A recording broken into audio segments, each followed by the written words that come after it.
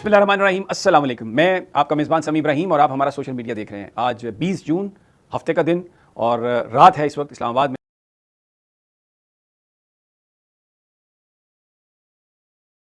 मैं आपसे मुखातिब हूँ। मौसम सारा दिन बड़ा गर्म रहा यहाँ पे, सियासत में भी गर्मी है। आज़ाद कश्मीर से जो ताज़ा तरीन हम आपको अपडेट दे रहे हैं, वहाँ पे लोगों ने इलेक्शन को मुस्तरद कर दिया है और जो मज़ाहमत है ऐलान किया है कि ये जारी रहेगी। और आज से जो इंटरनेशनल फ़ोरम पर जो डायस्पोरा कश्मीर का बाहर है, वो मुख्तलिफ़ हाई कमीशन और एम्बेसीज़ के ख़िलाफ़ मुज़ाहरों का सिलसिला शुरू कर रहा है। और ये ख़बरें आ रही हैं कि बिल्कुल फ़ैसला किया गया है कि किसी तरीके से भी सरेंडर नहीं किया जाएगा। मैं आपको रावला कोट की कुछ तारीख बताऊँगा, ये किन लोगों का शहर है और क्यों इसको मज़ाहमत का शहर कहा जाता है। और वहाँ पर इस वक्त जो सिचुएशन है उसमें ऐसा लगता है कि जो हमारी सिक्योरिटी फोर्सेस हैं वो फंस के रह गई हैं। बार बार ऑपरेशन किए गए हैं, लेकिन वहाँ पर आवाम जो है वो बिल्कुल किसी तरह से भी पीछे हटने के लिए तैयार नहीं है। और ये जो सब्ज़ई कबीला है, ये वहाँ का कबीला है रावला कोट का। और इसमें आप उमर नज़ीर कश्मीरी, सरदार अमान और सरदार मसूद जो आज़ाद कश्मीर के सदर रहे हैं, वो इसी कबीले से ताल्लुक़ रखते हैं और इसको मज़ाहमत का शहर कहा जाता है। इसमें पहाड़ हैं, नाले हैं, मैदान हैं, इसमें ऐसी ये मुख्तलिफ़ और डिफरेंट और डिफ़िकल्ट टेरेन है कि यहाँ पर जो लोग हैं उनको पकड़ना, उनको दबाना ताकत के ज़रिए कोई इतना आसान नहीं है। शहर से कोई 2.5-3-4-5 किलोमीटर दूर तक ये लोग फैले हुए हैं और हज़ारों लाखों की तादाद में ये लोग हैं। दिन ब दिन इनकी तादाद में इजाफ़ा होता जा रहा है। और ये मैं आपको अभी वीडियो एक दिखाता हूँ जिसमें जो कश्मीर के जो लोग हैं, एक उम्मीदवार नॉमिनेशन जो पेपर है उनको भी फाड़ रहे हैं और कह रहे हैं कि हम बिल्कुल नहीं इन इलेक्शंस में हिस्सा लेंगे। और जो मैंने आपको कहा कि हफ्ते में 2 दिन ओवरसीज़ कश्मीरी जो हैं वो एहतजाज करेंगे। अब जो गिलगित बल्तिस्तान से जो ख़बरें आ रही हैं उसके मुताबिक जो नताइज आए हैं, ऐसा लगता है कि पीपल्स पार्टी को चूना लगा दिया गया। आने वाले चंद दिन जो हैं वो बहुत अहम होंगे और बिलावल भुट्टो को लगता ये है कि फिर दोबारा उन्हें वही टोन इख्तियार करना पड़ेगी जो उन्होंने गिलगित बल्तिस्तान में इलेक्शन वाले दिन इख्तियार की थी और ये कहा था कि हम कश्मीर में भी मुज़ाकरात की बात करेंगे। तो बीच में उन्होंने खासा टफ स्टैंड लिया जो मुस्लिम लीग नून का है और जो शायद पाकिस्तानी एस्टेब्लिशमेंट का है, लेकिन अभी ऐसा लग रहा है कि वो फिर दोबारा इसमें तब्दीली जो है ना वो करेंगे। अब ज़रा PTI की सियासत पे बात कर लेते हैं।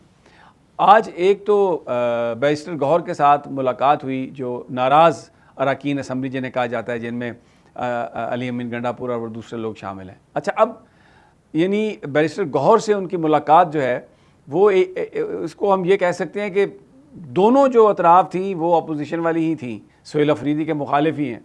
ये वो लोग हैं जो चाहे बैरिस्टर गौहर हों चाहे अली अमीन गंडापुर हों, ये जो इनके एक्शंस हैं उसमें उसने हमेशा जो तहरीक इंसाफ की तरफ से मज़ाहमत की बात है उसको नुकसान पहुँचाया। और अपनी ऑफ द रिकॉर्ड गुफ्तगू में चाहे वो बैरिस्टर गौहर साहब हों चाहे अली अमीन गंडापुर साहब हों, उन्होंने हमेशा ये तासुर दिया कि बस ये जो सारा मामला है ये इस तरह हल नहीं हो सकता जैसे हल करने की कोशिश की जा रही है, ये बातचीत से होगा और गुफ्तगू से होगा और हमें गुफ्तगू करने की इजाज़त दी जाए और हम ये सब कुछ कर सकते हैं। यानी वो अपने आप को कंप्रोमाइज़ के लिए वो कर चुके हैं, वो कंप्रोमाइज़ के लिए तैयार हैं। और उनकी ख्वाहिश ये है कि जो पार्टी के दूसरे लोग हैं, जो अमलन तो उनके एक्शन ऐसे हैं कि जिससे कोई भी हुकूमत को ख़तरा नहीं है, लेकिन कम से कम ऑन रिकॉर्ड उन्होंने कंप्रोमाइज़ नहीं किया, तो ये चाहते हैं कि ये भी हो जाए। तो आज उनकी मीटिंग की ख़बरें और इससे क्या आप नतीजा अख़ज़ कर सकते हैं। वैसे पिछले 2-4 दिनों से अगर आप देखें, 5 दिनों से, तो आपको बैरिस्टर गौहर असम्बली में बड़ी ज़रा सख्त तकरीरें करते हुए नज़र आ रहे हैं। और आज उन्होंने राजा परवेज़ अशरफ से कहा कि आप बताइए कि जब फ़ैसला हुआ था वज़ीर-ए-आज़म बनाने का, तो उस वक्त फ़ैसला तो किसी और का था और जिनको कहा गया था कि उनको वज़ीर-ए-आज़म बनाना है उनको पकड़ के ले गया और आपका नाम आ गया, तो किसने आपको वज़ीर-ए-आज़म बनवाया। अब एक ये वो तकरीरें हैं, इस किस्म की गुफ्तगू करके शायद वो PTI के वर्कर्स को ये यकीन दिलाने की कोशिश कर रहे हैं कि मैं असल अपोजिशन हूँ, मैं इमरान खान का साथी हूँ और मैं बढ़ बढ़ कर तनकीद कर रहा हूँ। लेकिन एहतजाज की कोई भी बात कभी भी हुई है तो बैरिस्टर गौहर ने कभी उसको इंडोर्स नहीं किया। तो ये वो जो नाराज़ अरकान का बैरिस्टर गौहर से जो मीटिंग है वो बेसिकली एक ग्रुप ऑफ नाराज़ अरकान met with another leader of नाराज़ ग्रुप। तो ये उसकी इससे ज़्यादा कोई वो हैसियत नहीं, और यही एक आवाम को चकमा देने की बात है। लेकिन जो सूरत हाल है उसमें पीटीआई को ये फ़ैसला करना पड़ेगा कि वो आगे चलकर उन्होंने करना क्या है।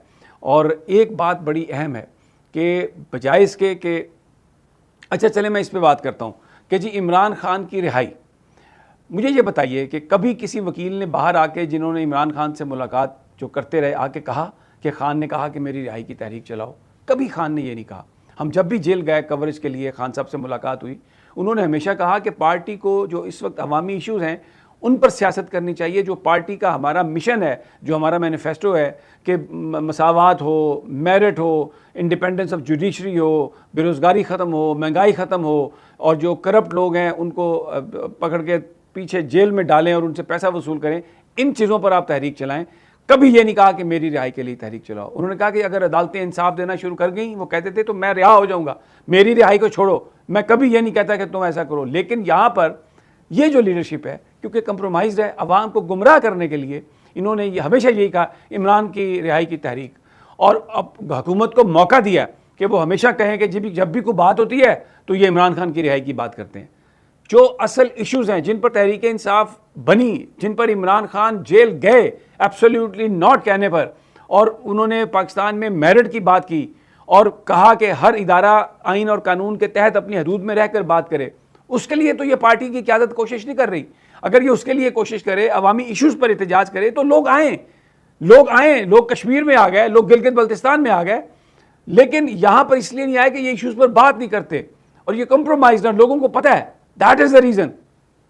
तो ये इमरान खान की रिहाई की तहरीक जो है, ये एक्चुअली इमरान खान ना इसको इंडोर्स करते हैं, ना कभी उन्होंने कहा, और ये सिर्फ अपनी जान बचाने के लिए, क्योंकि रियल इशू पर तो ये बात करें तो फिर जवाब देंगे ना, जहाँ पर रात को मिलते हैं वो कहेंगे कि ये क्या कर रहे हो, तुम तो हकीकी मायने में आवाम को निकाल रहे हो, तुम तो हकीकी अपोजिशन बन गए हो। लेकिन ये हकीकी अपोजिशन, आई एम सॉरी, मेरी बात हो सकता है सख्त हो, लेकिन अमली जो नज़र आ रहा है मैं वो करूँगा बात। तो ये सारी जो आप देखें आज जो लाहौर में इंसदाद दहशतगर्दी की अदालत ने फैसला सुनाया, शाह महमूद कुरैशी बरी, बाकी सबको सज़ा 10-10 साल सज़ा, और अब कई सौ साल सज़ा हो गई है अगर उन्हें हम जमा करें। 8-10 केसेस में यास्मीन राशिद साहबा को, एजाज चौधरी साहब को, उमर सरफराज चीमा साहब को ये सज़ा सुना दी गई। अब उनके जो वकील हैं उनकी जो गुफ्तगू है वो सुन लें। वो कह रहे हैं कि कोई गवाह नहीं है, और जो इन्वेस्टिगेटिंग ऑफिसर है उसने कहा है इस बात के कोई शवाहद नहीं है कि डॉक्टर यास्मीन और ये एजाज चौधरी और उमर सरफराज चीमा ये वहाँ पर मौजूद थे, और यही आर्गूमेंट उनका शाह महमूद कुरैशी के लिए था। लेकिन शाह महमूद कुरैशी को बरी, बाकी को सबको सज़ा। अब मैं शाह महमूद कुरैशी पर मैं कोई आई एम नो वन कि मैं उन पर कोई सवाल उठाऊँ, लेकिन मैं ये तो सवाल आप लोगों से कर सकता हूँ ना, आप भी सोचिए कि ये क्यों बरी हो रहे हैं बार बार। ये कौन सी इन्होंने बात कही है कि ये बरी हो जाएंगे? किस लिए इनको बरी किया जा रहा है? कि जो एक तहरीक इंसाफ शामिल करनी है, लूली लंगड़ी बीच में से बना के इमरान खान को माइनस करके, पंजाबी कहते हैं ना, अब ये कहते हैं असी खान दा कुट भर गए हैं, भर देता असी खान दा कुट। ये इनकी खाम ख्याली है, खान दा कुट कोई नहीं पा सकता, वो जब तक अल्लाह चाहेगा वो वहीं पर है और ज़िंदा है, और सियासी तौर पर बहुत ज़िंदा है। तो लेकिन ये सब चीज़ें शकूक व शुबहात को जन्म देती हैं, और सवाल उठता है कि एक ही बंदा इस तमाम केसेस से कैसे बरी हो रहा है। बहरहाल कश्मीर की बात हो रही थी।